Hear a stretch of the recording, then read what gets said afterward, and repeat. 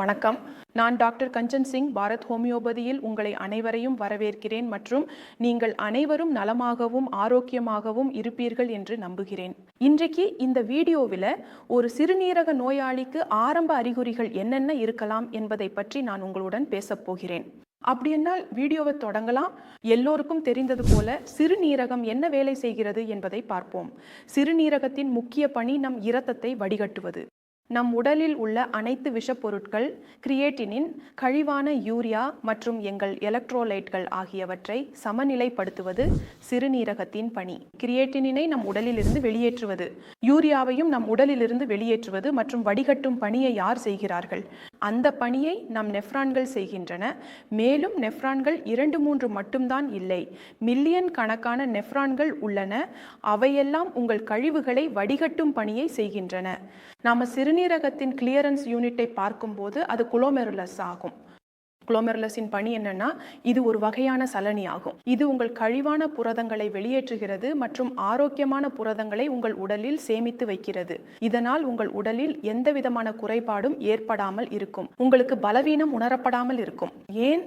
ஏனெனில் நம் உடல் முழுவதும் தலை முதல் பாதம் வரை புரதத்தால் தான் உருவாகியுள்ளது. உங்களுக்கு புரதம் குறைவாக இருந்தால் உங்கள் உடல் என்ன ஆகும்? அது பயனற்றதாகும், அது ஆரோக்கியமற்றதாகும்.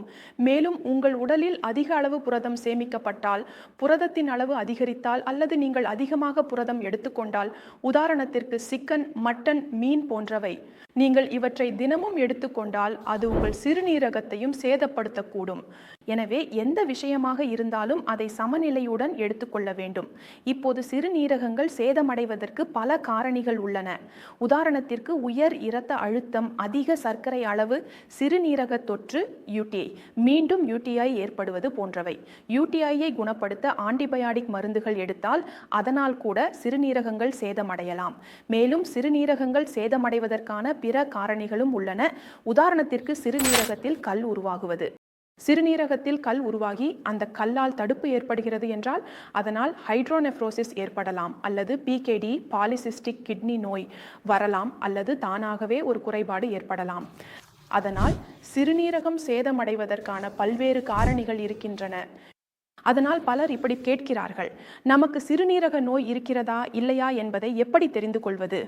ஒரு சிறுநீரக நோயாளிக்கு ஆரம்ப அடையாளங்கள் மற்றும் அறிகுறிகள் என்ன? பாருங்கள், சிறுநீரக அறிகுறிகளை கண்டறியும் நேரம் வந்தால் பெரும்பாலும் அது தாமதமாகி விடுகிறது. சிறுநீரக அறிகுறிகள் ஆரம்பத்தில் தெரியாது. சிறுநீரகம் பாதி சேதமடைந்த பிறகுதான் சில அறிகுறிகள் தெரியும். உதாரணமாக உடல் வீக்கம், வாந்தி, மயக்கம். இத்தகைய அறிகுறிகள் தெரியும் போது சிறுநீரகம் 50-60% சேதமடைந்திருக்கும் வாய்ப்பு உள்ளது. அப்படின்றால் எப்படி கண்டறிவது என்று பார்க்கலாம். எப்படி கண்டறிவது என்பதை தெரிந்து கொள்வோம். ஒரு சிறுநீரக நோயாளிக்கு ஆரம்ப அறிகுறிகள் என்னென்ன? பாருங்கள், உங்களுக்கு வீக்கம் உணரப்படுகிறதா? அது உங்கள் கண்களின் கீழ் இருந்தாலும் அல்லது உங்கள் கால்களில் வீக்கம் இருந்தாலும் இது ஒரு ஆரம்ப அறிகுறி மற்றும் சின்னமாகும். இது உங்கள் உடலில், உங்கள் சிறுநீரகத்தில் ஏதோ ஒரு பாதிப்பு ஏற்படுகிறது என்பதை காட்டுகிறது. இரண்டாவது அறிகுறி என்பது அது பசிக்குறைவு, அதாவது உங்களுக்கு பசி குறைவாகி விடுவது. உங்களுக்கு சாப்பிட வேண்டும் என்ற ஆசை இருக்கிறது, நீங்கள் சாப்பிட முடியவில்லை. மூன்றாவது அறிகுறி மிக அதிகமான பலவீனம். சிறுநீரக பிரச்சனை இருந்தால் உங்களுக்கு அதிக பலவீனம் ஏற்படும். வேலை செய்தாலும், கொஞ்சம் வேலை செய்தாலும் கூட உடல் முழுவதும் சோர்வடைகிறது. வெறும் 5 அல்லது 6 படிகள் நடந்தாலும் கூட சோர்வு உணரப்படுகிறது. இதன் அர்த்தம் எங்கேயோ உங்கள் சிறுநீரகம் பாதிக்கப்பட்டு கொண்டிருக்கிறது என்பதாகவும். இதற்கு மேலாக மேலும் பல அறிகுறிகள் உள்ளன. உதாரணத்திற்கு மூட்டுகளில் வலி ஏற்படுவது. இது கூட ஒரு அறிகுறியாம், உங்கள் சிறுநீரகம் சேதமடையும் எல்லைக்கு சென்று கொண்டிருக்கிறது என்பதற்கானது. அடுத்த அறிகுறி என்னவென்றால், உங்கள் சிறுநீரில் நுரை வந்தால் அதற்கு அர்த்தம் புரதம் கசிவது. புரதம் கசிந்தால் சிறுநீரில் நுரை வரும். அதனால் தெளிவாகவே நீங்கள் பலவீனத்தை நிச்சயமாக உணர்வீர்கள். அடுத்த அறிகுறியாக நீங்கள் கவனிக்க வேண்டியது, சிறுநீரில் நுரை வருகிறதா அல்லது சிறுநீரில் ஏதேனும் வாசனை இருக்கிறதா என்பதை கவனிக்க வேண்டும். சிறுநீரின் ஓட்டம் அதிகம் அல்லது குறைவாக உள்ளதை கவனிக்க வேண்டும். அது மிகவும் குறைவாக இருந்தால் உங்கள் சிறுநீரகத்திற்கு பாதிப்பு ஏற்பட்டிருக்கலாம் அல்லது அடிக்கடி சிறுநீர் போகும் நிலை இருக்கலாம் என்பதை குறிக்கிறது. ஒவ்வொரு அரை மணி நேரத்திற்கும் சிறுநீர் போகும் தேவை ஏற்பட்டால் இது ஆரம்ப அறிகுறி. இதனால் சிறுநீரகம் ஆபத்தில் இருக்கிறதா என்பதை அறியலாம். இதற்கு மேலாக அதிகாலை நேரத்தில் அல்லது நீங்கள் உணவு சாப்பிட அமரும்போது கூட உங்களுக்கு வாந்தி வருவது போல் உணர்வு ஏற்படலாம். வாந்தியும் வரக்கூடும். சில நேரங்களில் நோயாளிகளில் வாந்தி வருவது காணப்படுகிறது. இவையெல்லாம் ஒரு சிறுநீரக செயலிழப்பு நோயாளியின் அறிகுறிகளாகும்.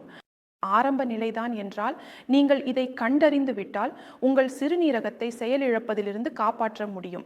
இப்போது உங்கள் மனதில் இந்த கேள்வியும் எழுந்திருக்கும். அறிகுறிகளை தெரிந்து கொண்டோம், ஆனால் இதை எப்படி சரியாக கண்டறிவது?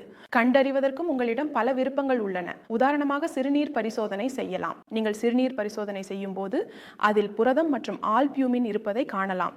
உங்களுக்கு புரதம் கசிவு இருந்தால் அது +1, 2 அல்லது ஆல்பியூமின் +1, 2, 3 என்றாலும் உங்கள் சிறுநீரகத்தில் ஏற்கனவே பாதிப்பு ஏற்பட்டுள்ளது என்பதை புரிந்து கொள்ள வேண்டும். இப்போது சிறந்த சிகிச்சை தேவை. இதற்கு பிறகு நீங்கள் KFT பரிசோதனை செய்து உங்கள் சிறுநீரகம் பாதிக்கப்பட்டுள்ளதா என்பதை அறியலாம். KFT பரிசோதனையில் உங்கள் கிரியேட்டினின் அளவு, உங்கள் யூரியா எவ்வளவு என்பதை பார்க்க வேண்டும். உங்கள் எலக்ட்ரோலைட்கள் சமநிலையிலா என்பதையும் பார்க்க வேண்டும். மூன்றாவது பரிசோதனை நீங்கள் செய்ய வேண்டியது முழு வயிற்று அல்ட்ராசவுண்ட். இதில் உங்கள் சிறுநீரகத்தின் அளவு எவ்வாறு உள்ளது என்பதை கண்டறிய முடியும். சிறுநீரகத்தில் எந்த ஒரு காயம் ஏற்பட்டுள்ளதா, கல்லோ அல்லது சிஸ்டோ உள்ளதா என்பதையும் இது மூலம் தெரிந்து கொள்ளலாம். எப்படி நீங்கள் கண்டறியலாம் மற்றும் ஒரு சிறுநீரக நோயின் ஆரம்ப அறிகுறிகள் மற்றும் லட்சணங்கள் என்ன என்பதை நீங்கள் மிகவும் முக்கியமான முறையில் புரிந்து கொண்டிருப்பீர்கள் என்று நான் நம்புகிறேன். இன்றைய வீடியோவில் இவ்வளவுதான். அடுத்த வீடியோவில் மீண்டும் சந்திப்போம். அதுவரை நன்றி.